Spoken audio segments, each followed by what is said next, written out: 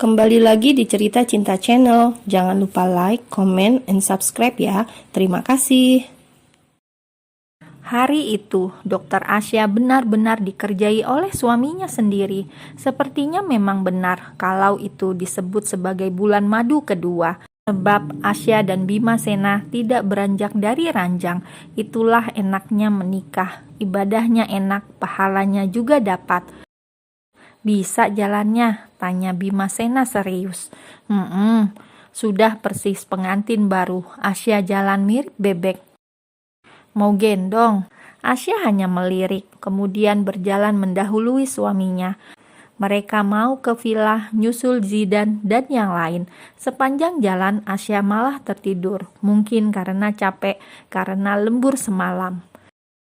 Beberapa jam kemudian, "Sayang, bangun!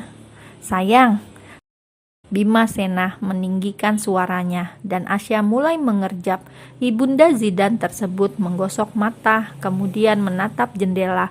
Sebuah danau terbentang sangat indah di sebelah. "Udah sampai danaunya, Mas?" tanya Asya memperhatikan sekitar lewat jendela. "Iya, bentar lagi sampai. Tuh villanya ada di ujung sana. Aku tidur lama ya?" "Tidak apa-apa. Pasti capek banget ya semalam," ucap Bimasena tanpa rasa bersalah. Asya hanya menutup wajahnya dengan tangan. Suaminya benar-benar Masya Allah kemarin. Hanya bisa membuat tersipu. "Nah, alhamdulillah sampai." Bimasena kemudian memarkir mobilnya tepat di sebuah halaman villa yang berada tepat di kawasan danau yang terkenal di sana. "Bagus banget, Masya Allah. Cantik banget pemandangan di sini, Mas." Asya terlihat kagum dengan pemandangan di sana. Maklum, selama ini dia selalu lihat gedung tinggi. "Masih cantikan kamu, sayang." Bimasena kembali melempar gombalan. "Ibu! Ibu!" Dua anak langsung lari ke arah mereka berdua. Seketika mereka langsung menempel seperti perangko. Baik Zidan maupun Ayla, kalau sudah ketemu Asya mirip seperti lem, tidak mau pisah. Karena sudah berkumpul semuanya, mereka pun melanjutkan acara bakar-bakar menjelang malam tahun baru di tepi danau. Asya pun mulai menikmati pemandangan itu, menyaksikan orang-orang yang ia sayang kini bercanda ria. Tidak ada kebencian, yang ada hanya kehangatan keluarga yang selama ini Asya harapkan dalam doa di setiap malam. "Asya," panggil Bimasena. Asya lantas menoleh dan tiba-tiba saja Bimasena membopong tubuhnya. Pria itu membawa Asya masuk ke dalam air danau yang sangat dingin. "Astagfirullahalazim, Mas, dingin banget." Asya merasakan bulunya meremang ketika kulitnya menyentuh air danau yang dingin itu. "Nyelam ya," bisik Bimasena. Detik berikutnya, keduanya langsung masuk ke dalam air. Orang-orang hanya memperhatikan aksi keduanya yang nekat masuk air, padahal suhu di sana saat itu sedang dingin. Pak Han hanya bisa tersenyum melihat aksi menantu dan putrinya itu, sedangkan yang lain malah terkekeh, seperti melihat ABG pacaran. Ya, mereka berdua malah pacaran di dalam air. Agak lama mereka di dalam sana, sudah pasti tidak hanya menyelam. "Dingin," protes Asya saat sudah muncul ke permukaan. Bibirnya juga sudah pucat. Sepertinya ia memang kedinginan.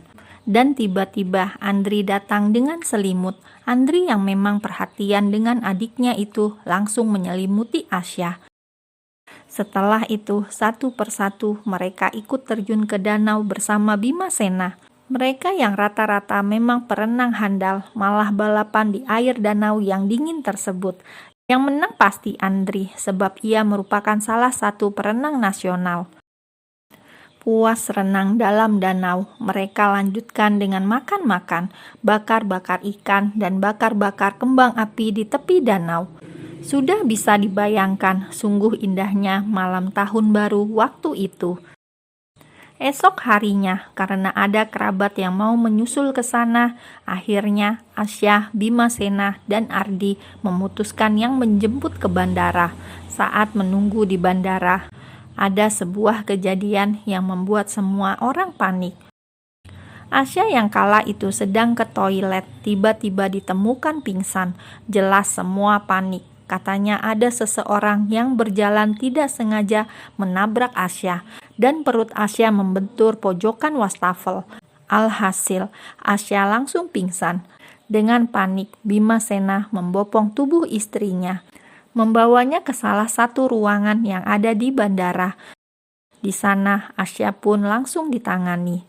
Dan dari sanalah sebuah kabar baik datang. Petugas bandara yang kala itu memeriksa Asya mulai curiga kalau Asya sedang berbadan dua. Dari bandara, mereka kemudian langsung pulang ke rumah Sultana. Di sana semua sudah berkumpul. Acara liburan kini terhenti sejenak. Mereka fokus pada Asya yang ternyata sudah berbadan dua. Sebenarnya Asya sudah merasa aneh pada tubuhnya akhir-akhir ini. Hanya saja 4 tahun kosong. Ia tidak mau kecewa dan terlalu banyak berharap. Jadi ia pikir hanya telat biasa. Tidak taunya Allah menitipkan malaikat kecil lagi dalam rahimnya. Hari itu juga keluarga Sultana tersebut memanggil dokter ke rumah. Berbeda dengan orang biasa, harus ngantri di rumah sakit. Itu pun harus menunggu nomor antrian. Asya sangat beruntung karena dikelilingi orang-orang baik dan sayang dengan tulus padanya. Saat dokter menyatakan ia hamil, sudah pasti para pria-pria sangat gembira, terutama Zidan dan ayahnya. Saking gembiranya, mereka pada lebay. Bayangkan saja, Asya harus minum susu buatan mereka semua, buatan sang suami, Bimasena, buatan Andri, buatan Haris, buatan Dika, buatan Mbak Nia, dan buatan Mbak Latifah. Apa mereka mau baby Asya kembung? Asya sampai protes hingga ia hanya mampu minum 3 gelas saja. Begitulah cinta yang tercurah untuk dokter Asya. Karena tulusnya sampai semua membuatkan minuman bergizi itu untuk ibu hamil muda tersebut. Mana bisa Asya minum semuanya, protes ibu hamil muda tersebut. Semua hanya saling menatap, sedangkan Bimasena lah yang terlihat paling sumringah. Akhirnya usaha yang selalu ia lakukan sampai beronde-ronde membuahkan hasil juga. Malam harinya, suasana rumah yang megah itu sangat ramai. Rupanya pasangan Sultana tersebut menggelar acara syukuran. Mereka mengundang ratusan anak yatim sebagai rasa syukur mereka karena Asya yang sudah dianggap adik sendiri akhirnya kembali hamil. Sebagai rasa syukur mereka, karena limpahan kebahagiaan yang sudah Allah berikan kepada mereka.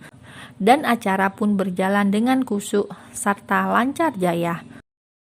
Nah, masalah kembali muncul ketika keluarga Mbak Latifah ingin Asya di sana sampai 3 bulan ke depan. Mengingat Asya sedang hamil, apalagi masih sangat muda. Takut kalau melakukan penerbangan, takut bila janin dalam rahimnya kenapa-kenapa. Bim, Asya di sini saja ya, biar nunggu sampai beberapa bulan. Latifah yang memang sangat sayang pada Asya mencoba merayu Bimasena. Jelas ditolak langsung. Mana bisa Bimasena jauh-jauh dari Asya, kecuali kalau lagi tugas negara. Kamu gak takut janinnya kenapa-napa? Kakak kandung Dika tersebut terus saja mencoba merayu. Barangkali Asya boleh tinggal dengannya. Zidan bagaimana? Dan lagi nanti kita konsultasi sama dokter. Latifah menghela nafas panjang. Sudah jelas pasti Bimasena tidak mau melepaskan Asya. Akhirnya dokter kembali datang, tentunya dengan membawa banyak obat. Karena lusa mereka akan kembali ke ibu kota. Masa cuti sudah habis, mereka harus kembali ke rutinitas sehari-hari. Malam terakhir di Kalimantan. Mereka semua minta tidur dengan Asya, tidak mau pisah. Latifah yang sudah dewasa itu mendadak merajuk seperti anak-anak yang minta mainan. Mungkin kalau ada Asya di Sofi, pasti sudah dibelikan oleh suaminya. Latifah menangis karena Asya mau pulang bersama suami dan rombongan. Ya Allah, bulan depan kita ke Jakarta. Baru dibujuk suaminya seperti itu, Latifah baru bisa menguasai diri. Rasanya berat melepaskan Asya. Harusnya dulu ia lamar lebih cepat, tapi kedahuluan Bimasena. Jangan dikembalikan, ini milikmu. Dika dan kami sudah menyiapkan ini semuanya. Latifah menyerahkan sebuah seserahan seperti paket hantaran lamaran. Asya jelas menolak, apalagi ia sudah menikah. Ia menjaga betul perasaan suaminya. Maaf mbak, tapi Asya nggak pantas menerima ini. Ini dibeli buat kamu, dulu sekali. Jika kita tidak bisa jadi saudara karena pernikahan, mbak mohon, meski kamu gagal jadi calon adik ipar mbak, anggap saja kita saudara.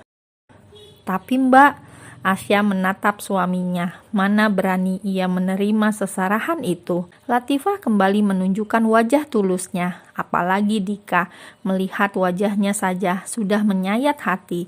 Hanya bisa melihat Asya, tapi tidak pernah bisa memiliki.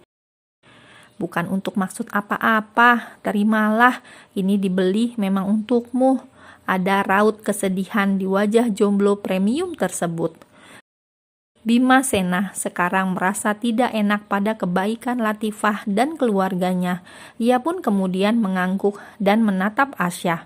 Akhirnya seserahan untuk lamaran itu pun kini diterima. Sebuah satu set perhiasan yang mungkin harganya setara rumah. Haduh Sultanah. Meski berat, akhirnya mereka semua harus berpisah. Sempat dihujani air mata, tapi akhirnya semua pisah dengan menyimpan banyak kenangan indah semasa liburan. Makasih banyak Mbak Latifah, maaf banyak merepotkan. Semua mengucapkan banyak rasa terima kasih pada Sultan Batubara tersebut, saling memeluk, melepas kerinduan yang pasti bakal kangen lagi. Hati-hati kalian, nanti main lagi ya. Asya mengangguk, sempat sedih karena harus pergi dari sana, tapi mereka semua memang harus balik. Maunya sih di sana lama. Apalagi kolam renang di sana ada air hangatnya, rasanya pasti betah. Kami pergi dulu mbak, mas. Perpisahan pun akhirnya harus terjadi. Mereka saling melambai, berharap ada kesempatan untuk bersua lagi.